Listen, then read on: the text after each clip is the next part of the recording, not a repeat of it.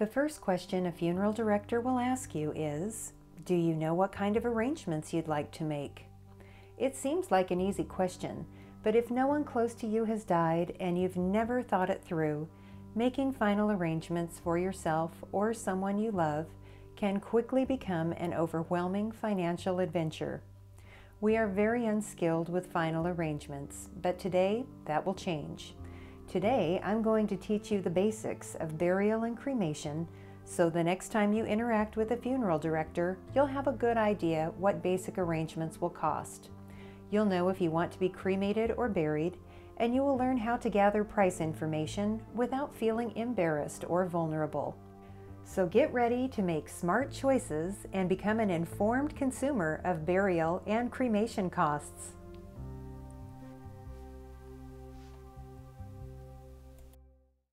Selecting a funeral home should be thought of as a major purchase. I'd like to share a few tips and tricks that will help you gather price information without feeling embarrassed or vulnerable. Let me show you how to comparison shop. You really should be a better informed consumer and collect price information. To do that, I'm going to ask you to contact at least 3 funeral homes and request a general price list. Now, funeral homes are happy to send out this information by mail, and they are required to do it by law, so it's no big deal if you call them and you ask for it.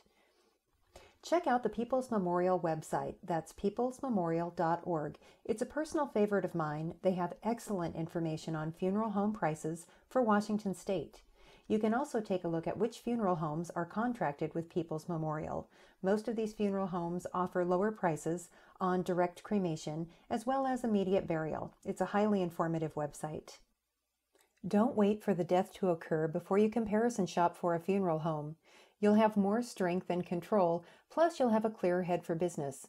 While this is a highly emotional time, making final arrangements for a loved one, it is also one of the most major purchases that you'll make. So approach it from an educated consumer standpoint. Include your family or friends in your final arrangement plans. If you feel too nervous to call a funeral home, ask one of them to make some calls on your behalf. It'll be easier for a friend or family member to ask direct questions about pricing information. Another trick that reduces stress is to call a funeral home and act as if you're calling for a neighbor, a friend, an aunt, an uncle, whatever comes to mind. Again, it will be so much easier to ask direct financial questions and stammer around if you get nervous if you act as if you're calling on somebody else's behalf. And then finally, don't be afraid to expand your immediate area of consideration. Most funeral homes operate within a 30 to 50 mile radius without charging you more for their services. You don't have to use your neighborhood funeral home. A few extra miles may save you hundreds and possibly thousands of dollars. I called 3 funeral homes and requested a general price list for burial and cremation. I plan to review the price information and then call the most affordable funeral home. I was surprised at the price differences for essentially the same goods and services. This is what I found. Cost comparison of 3 funeral homes for direct cremation. Every funeral home has a set charge for this service. Direct cremation does not include a memorial service, embalming, or a formal viewing. The prices are drastically different depending upon which funeral home you choose, and that is why a little comparison shopping is essential. Funeral Home A charges $695. Funeral Home B charges $2,035. Funeral Home C charges $1,690. Now let's take a look at what that includes. Urns. Funeral Home A includes a hard plastic urn suitable for scattering but not display. Funeral Home B and C want you to select an urn from their showroom. Funeral home urns generally start at around $85 and go up in price. Try searching the web for urns. There are hundreds of online vendors. You'll have more choices and better values. After-hour removal charge. Most funeral homes have an overtime charge for a removal between the hours of 4:30 p.m. and 9 a.m.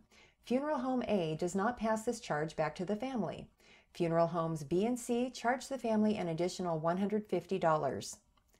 Basic cremation casket made of cardboard, included at all 3 funeral homes. Pacemaker removal prior to cremation. Funeral Home A does not charge to remove a pacemaker. Funeral Home B and C charge an additional $25. Refrigeration. Funeral homes A and B include refrigeration in their direct cremation charge.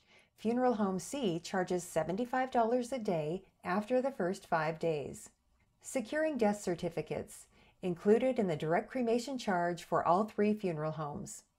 Funeral homes offer a one-time, 1-hour identification view of the unembalmed body. Funeral home A charges $125. Funeral homes B and C include this option in their direct cremation charge. Just so you know, very few families request this option. King County has passed a cremation tax. If you die in King County, Washington, a $50 charge will be added to your bill regardless of what funeral home you use. There are vast differences in prices for essentially the same service. That is why it is so important to do a little homework before selecting a funeral home. Washington State requires written authorization before a cremation can occur. You can authorize your own cremation prior to your death. If you grant power of attorney to a friend or relative, they can sign an authorization prior to your death, but it is important to remember that power of attorney is not valid once the person who has granted it dies. Cremation authorization can quickly become an awkward family event. Without prior authorization, responsibility transfers to the legal next of kin at death. Legal next of kin would be your surviving spouse or registered domestic partner.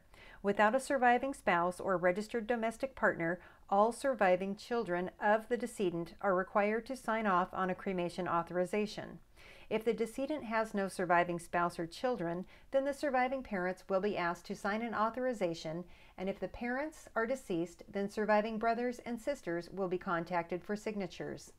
If the legal next of kin does not believe in cremation and will not sign the necessary authorization, then a funeral home will not cremate the body and it will remain in refrigeration. Living with someone for years does not equate to legal next of kin, and that's very important to remember. So, if you want cremation, then put it in your will or print off this cremation authorization on the DVD under Forms.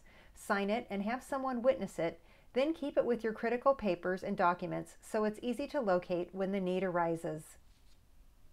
To authorize my own cremation today, I would take this form and put the date in the upper right-hand corner.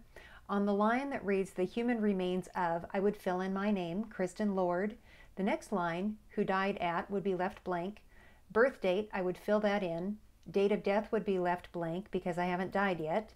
The lower portion of the form, I would sign my name under signature, and then the next line, which reads "Relationship," I would write self, S-E-L-F. Then I would ask my husband to witness it, or if I wasn't married, I'd probably ask my mother or a girlfriend. Where this form gets complicated is if you haven't signed it before you died, it could be that every one of your children will be requested to sign it. So if you know cremation's for you, print out the form, sign it, be done with it, and then keep it with your crucial paperwork so it's easy to find when a death occurs.